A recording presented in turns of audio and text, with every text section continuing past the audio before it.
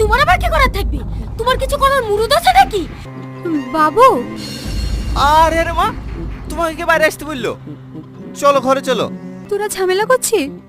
না না, ও কিছু না, ছাড়ো। ওষুধ খাইছো? না। চলো আমি খাই দিছি। খাবার থাকলো, খেলিয়েন। বোমা, হ্যাঁ বলেন। এখানে একটু বসো মা, আমি তোমার কষ্ট বুঝতে পারছি। তোমরা এইভাবে ঝামেলা করো না। আমার টনি খুব ভালো ছেলে, ও তোমাকে অনেক ভালোবাসে। এর সাথে তো বিয়ে করেছিলাম।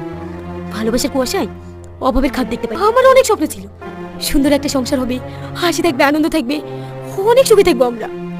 না, সে স্বপ্ন আর স্বপ্ন নাই, আছে শুধু দুঃস্বপ্ন।